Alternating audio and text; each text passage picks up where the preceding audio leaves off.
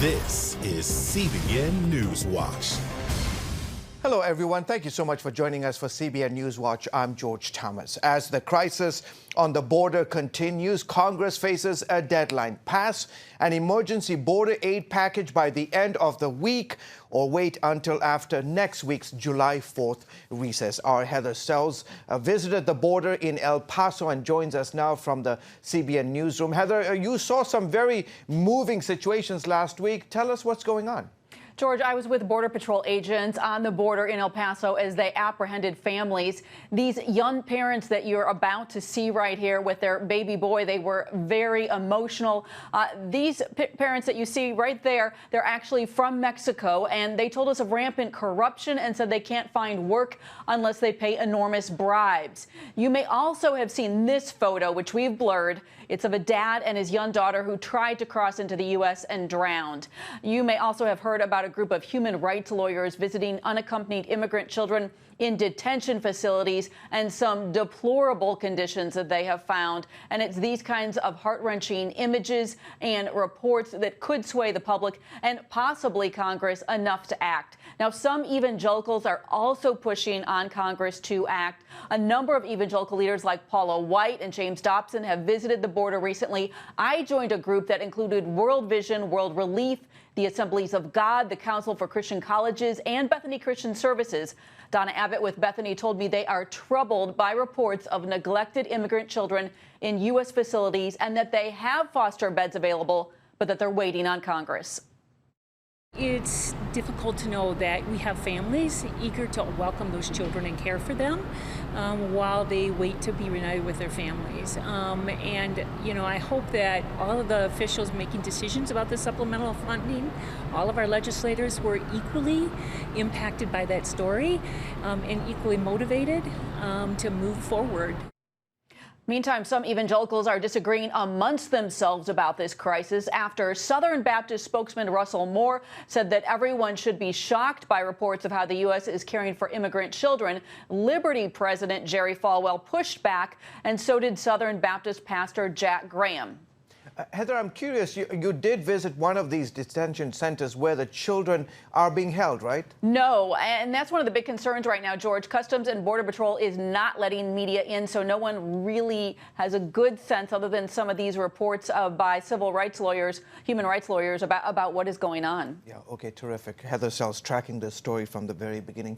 Appreciate your analysis. Joining us now with more is Chris Pulaski, the CEO of Bethany Christian Services. So, Chris, you've got beds, and I'm confused here. You've got beds available to care for unaccompanied immigrant children, but you're not able to take any children right now. Why is that? Well, right now, the government hasn't passed a continuing resolution, so they've run out of money. They've run out of money. The government needs to pass this continuing resolution to make the machine run again. So we are eager to take kids in, give them a temporary, loving home until they can be reunited with their family. And we've got people who have stepped up and are ready to take in these kids for an average of 45 days. What can you tell us about the conditions for these immigrant children in the Customs and Border Patrol processing centers? Well, what I understand is they're prisons. They're places that are not meant for children. We don't believe that any place like a tent camp or these facilities should be facilities for children. We believe children should be in loving homes. So anything that is outside of a loving home, we don't believe is a proper place for kids. My colleague Heather Sells has reported on your care for foster children in the past. When Bethany takes these children, what kind of care do they receive? So they're put into temporary foster care. So our children are placed with a loving family that's been through training. They go through trauma counseling. These kids have been through so many traumas. They started out in a country where they were facing trauma. They went on this journey. A lot of kids have been abused, just a really difficult journey. And then they've come here to the United States. In fact, last year, it was over 50,000 came unaccompanied. So we take them in, we give them a loving home. They go through counseling. They make sure they are reunified either with a parent, a family member, or a family sponsor here in the United States. So the deadline is, the deadline that is this Friday. Do you think the Senate will move on this legislation by then? I wish I could read into the future on this one. We urge them. I mean, this needs to happen. We don't want kids to be used as a pawn in this, and we feel that they are. So we would urge them, please move forward. Real quickly, last question. You know, evangelical leaders disagree about what's happening to immigrant children on the border. Why do you think they are disagreeing on this point? I think everything is political these days, and I think kids are being used as pawns in this political landscape that we're in. I do go back to the verse, you know, love the Lord God with all your heart and your neighbors yourself. Well, our neighbors are actually knocking on our door. And also, I think Matthew 25 spoke it pretty clearly about who we should serve and how we should serve. We should serve the least of these, the forgotten, the widow, the orphan, the foreigner, and that's what we got right now. Okay, Chris, we'll have to leave it there. Thank you so much for coming on the show. Chris is the CEO of Bethany Christian Services. We move now overseas. The crisis with Iran has America seeking more allies in the Middle East. Recently, U.S. Christian leaders met with some of America's strongest supporters in the region. My colleague CBN's Chris Mitchell reports they found the Kurds of northern Iraq willing to partner with the U.S., Israel, and the global Christian community. In September 2017, the Kurds of northern Iraq voted overwhelmingly for independence. While they celebrated, much of the world either ignored their accomplishment or punished them economically. Because of a long history of betrayal, a Kurdish proverb says, "The only friends we have are the mountains." One goal behind this visit is that one day Christians around the world would become better friends to the Kurds than these mountains. These Christians, including many from the White House Faith Initiative, wanted to reach out to the Kurds. While an unofficial visit, their views could inform President Trump about the importance of the Kurdish people. They went to the front lines overlooking the Nineveh Plain and met with the Peshmerga, the Kurdish military, responsible for pushing back ISIS. I wish that every American could stand where we're standing today and get the briefing that we got from the Kurdish military officials who helped to liberate this part of Iraq. Now with the ISIS caliphate basically destroyed, the Kurds and the U.S. face a common enemy, Iran. Shiite militias now control the Nineveh Plain. Shia militias are a very serious danger because they are made by Iran and they are against any kind of freedom or human rights. So there is not a lot of differences between them and ISIS. That's Iran. So Iran has a huge voice here in this part of the world, not only in Iran, but they have a huge voice here in Iraq. Iran now largely controls 4 Mideast capitals: Beirut, Damascus, Baghdad, and Tehran. Given rising tension, the delegation sees the Kurds as a natural ally. I think we need to understand that one of the most practical ways that we can love and stand with Israel and bless Israel in these days is to stand with the Kurds. Because if you look at the configuration of the Middle East today, the Kurds, 30 to 40 million people spread throughout Iraq, Iran, Turkey, Syria, that 40 million people is really the bulwark against Iranian expansionism. Kurdish leaders told CBN News they're looking to America. I want the Americans to know that the only allies of the Americans here in the Middle East are Israel and Kurdistan, and we would like them to support us. And they're opposed to the kind of tyranny that Iran represents, and I think they can be a valuable ally to us. The delegation plans to brief the White House about what they learned. With Iran and the U.S. on the brink of war, it promises to be a timely report about a key ally in the Middle East. Chris Mitchell, CBN News, Iraqi Kurdistan. Thank you, Chris. President Trump's son-in-law and senior advisor Jared Kushner is pushing the economic part of the administration's peace plan. He spoke at the opening of the Peace to Prosperity workshop Tuesday in Bahrain. Representatives from 39 countries are attending. Kushner said the goal is to stop repeating what did not work in the past and look at the Israeli-Palestinian conflict through a different lens. My direct message to the Palestinian people is that despite what those who have let you down in the past tell you, President Trump and America have not given up on you.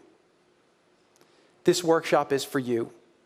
The vision we developed and released, if executed correctly, will lead to a better future for the Palestinian people, a future of dignity, prosperity, and opportunity. The Palestinian leadership boycotted the event while there were protests and strikes in the West Bank and Gaza. Israel is supporting the summit even though they weren't invited. Democrat candidates for president square off in the first of 2 debates this week. 10 of the 20 candidates will take the stage in Miami. Among them, Elizabeth Warren, Cory Booker, and Beto O'Rourke. Warren picking up a major tailwind as she goes into tonight's event. An online poll from the progressive group MoveOn.org shows its members favor Warren over Bernie Sanders by more than 20 points. Sanders, Joe Biden, and the remaining candidates debate Thursday night. President Trump says the shameful attempt to suppress religious believers ended the day he took office. But Trump told the Faith and Freedom Conference in Washington, D.C. today that these are fragile times and only one court justice or one vote can change everything. On the issue of life, Trump called Virginia Governor Ralph Northam's apparent support for abortion after the moment of birth the execution of children. When he talked about wrapping the child and then discussing with the mother whether or not she wants to keep, the child is born. So that becomes an execution. And the president, admitting his own shortcomings as a believer, was thankful for the support of Christians.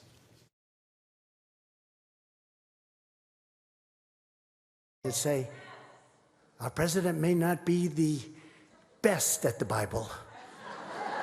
He may not have read it 2,000 times, but he's the best for us. Evangelist Franklin Graham is taking on the so-called queen of pop, Madonna, for saying that Jesus would approve of abortions. Graham says she and others are misled. He posted on Facebook, quote, Madonna says the author of life, Jesus Christ, would approve of the destruction of life through abortion. That's absurd. I'm sorry that Madonna and others who believe the way she does are so misled, he said. He went on to say they must not understand that one day God will hold them accountable. To stand before a holy God with the blood of the unborn on your hands is a frightening thought, Graham said. You can read the full story at cbnnews.com. Coming up, addressing America's vulnerability online and what it could mean for your privacy and security. Roman soldiers destroy the Second Temple of Jerusalem. Centuries of eyewitnesses say the temple treasures survived. But where are they? They went from Jerusalem to Rome, Rome to Carthage, Carthage to Byzantium. Historians are silent about what happened to it next. This is a bad omen. Hosted and narrated by Gordon Robertson. So does it still exist today? CBN Documentaries presents a story of mystery. Where is it? Calamity. Most of the victims were butchered. And destiny. The possibility to dig is impossible. Take a journey to find Treasures of the Second Temple, a CBN Documentaries presentation coming July 8th. Remember for a moment what it was like to be a child. You believed every story you were told. You saw a world full of endless possibilities. What stories will the world's orphaned and at-risk children believe? We believe the Bible tells the only story truly worth believing. We believe that every child should have the opportunity to dream, the chance to take challenges and turn them into possibilities, the chance to stand on the promises of God, to recognize their place in the greatest story ever told. They have their whole lives ahead of them. Theirs is a world of endless possibilities. They are looking for a story to believe. We will tell them that story. Will you join us?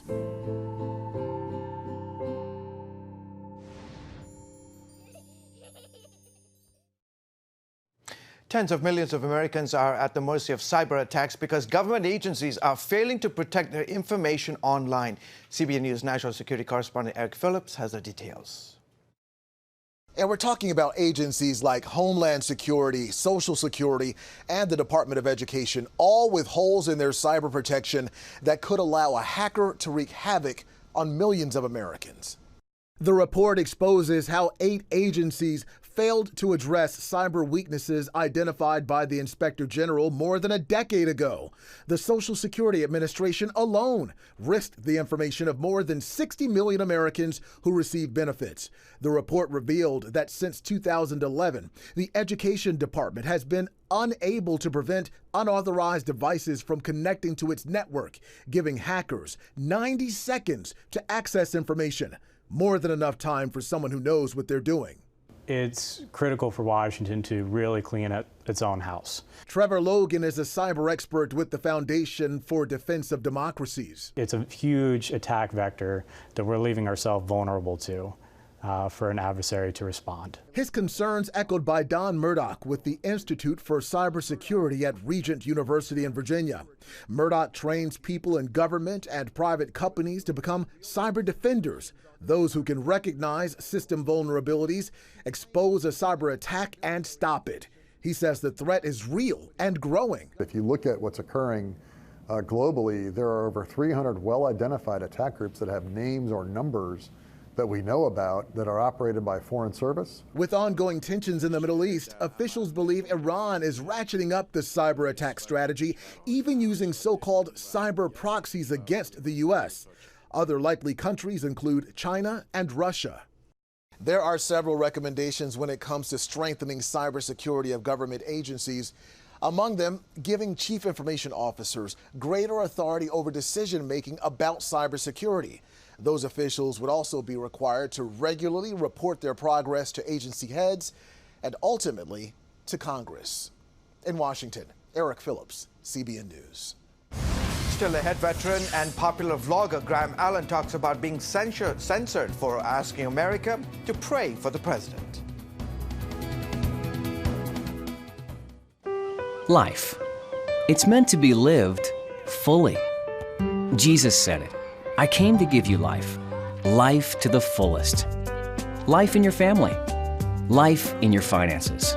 Life in your body, mind, and spirit. Life in your everyday. At CBN.com, we're taking what Jesus said seriously. We're here to help you discover life. Life. Live it fully. CBN.com. Want to be a part of a community that inspires your spiritual growth while winning prizes? The all-new MyCBN app. Connect with the community for prayer and encouragement. Track and set spiritual goals. Enjoy conversation starters with friends and family. And collect points to win prizes. The all-new MyCBN app. A great place to belong. Download the app at cbn.com/mobile. Grow, connect, have fun. The all-new MyCBN app. Watch breaking news, in-depth exclusive stories and programs, from health to entertainment, you won't find anywhere else. The CBN News Channel, a perspective you can trust. Enjoy credible news reporting from around the world. Discover inspiring programs and stories of hope, all in one place, from a Christian perspective. The CBN News Channel, a perspective you can trust. Check your local listings or visit cbnnewschannel.com. Come home to the sounds of Southern Gospel from CBN Radio. You'll enjoy a rich Southern blend of bluegrass, classic gospel, and Southern gospel favorites like the Gaithers, the Crab Family, and bluegrass sounds like Mountain Faith. So make yourself at home with the all-new CBN Southern Gospel, now available at cbnradio.com.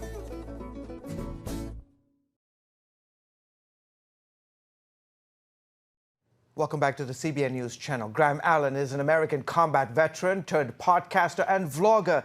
He's on Blaze TV and his audience is growing as he addresses a number of today's issues from a veteran's perspective.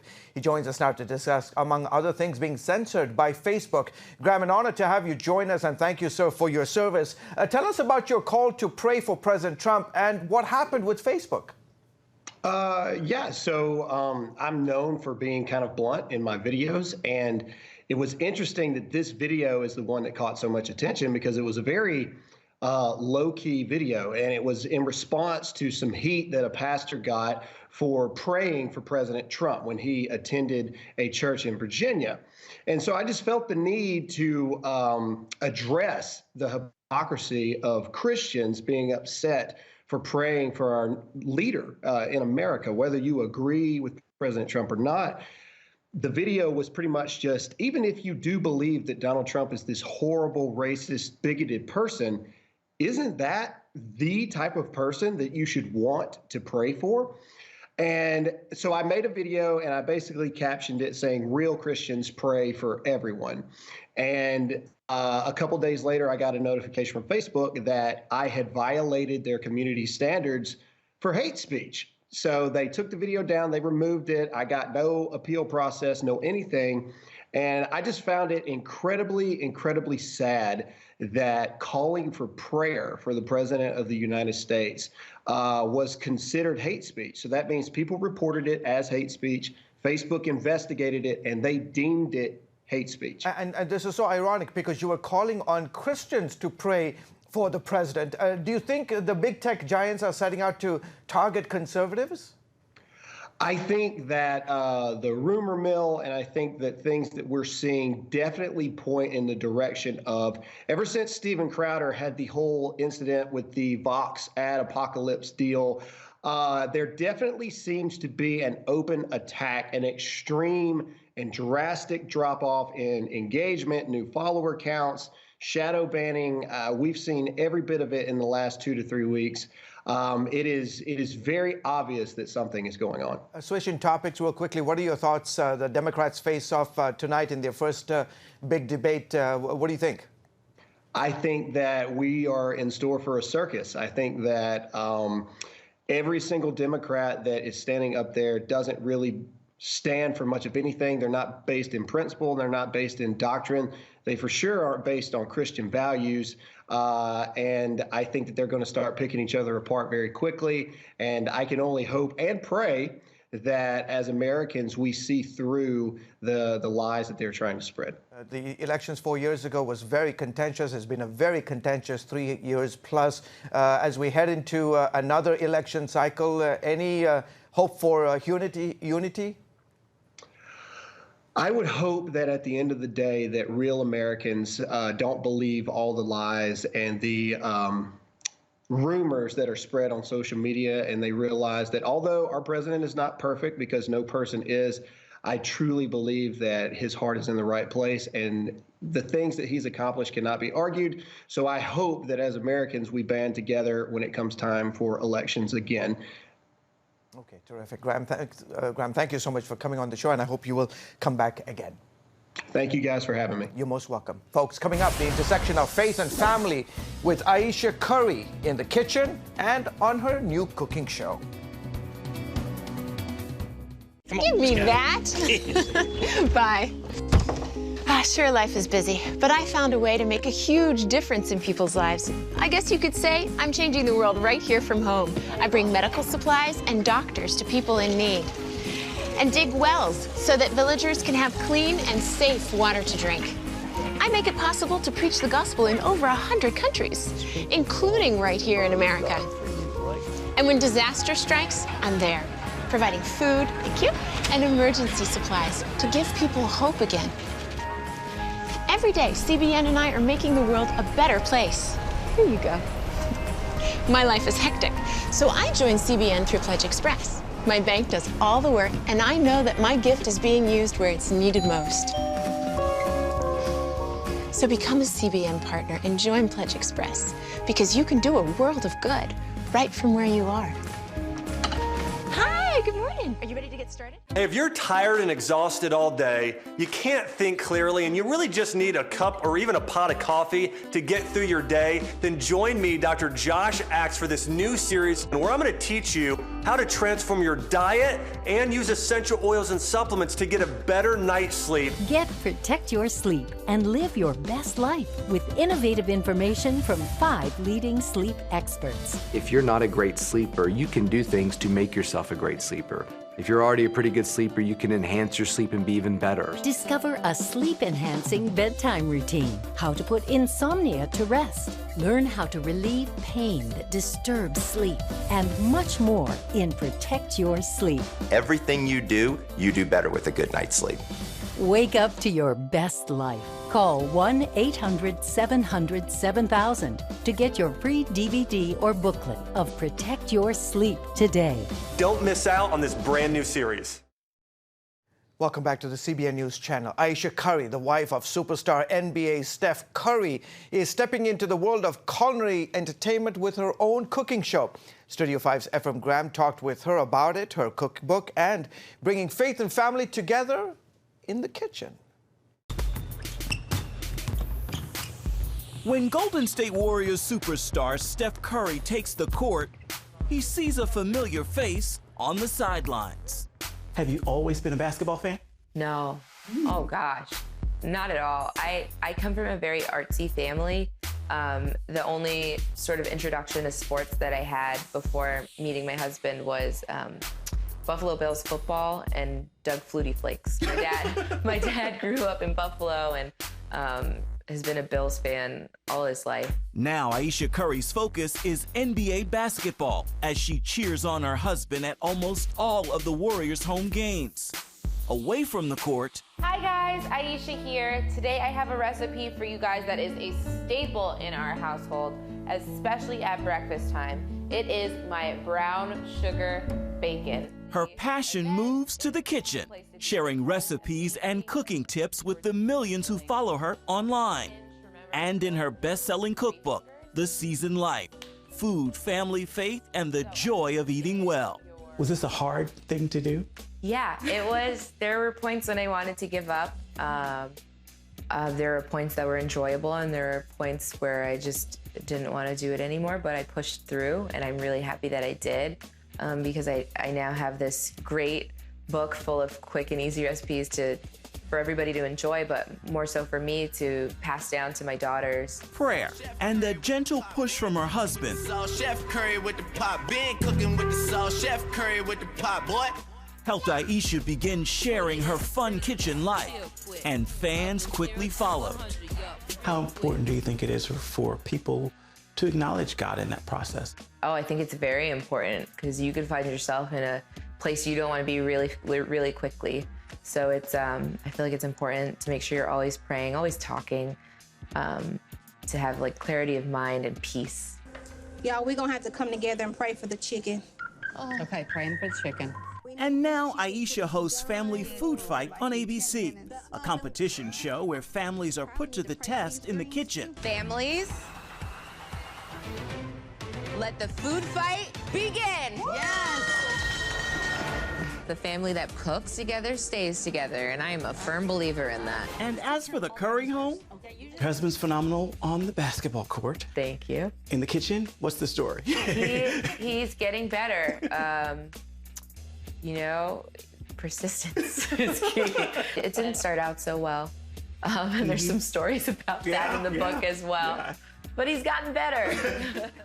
You can see more of this story and other entertainment news tonight with Ephraim Graham on Studio 5 right here on the CBN News Channel at 9:30 Eastern. Well, folks, that is it for this edition of NewsWatch. You can find more issues you care most about at cbnnews.com, and you can watch CBN News programs any time of the day right here on the CBN News Channel. Plus, tell us what you think about the stories you have seen. Please email us at newswatch@cbn.com. Well, thank you so much for joining us. Until next time, from all of us here at CBN News, have a fantastic day and God bless you.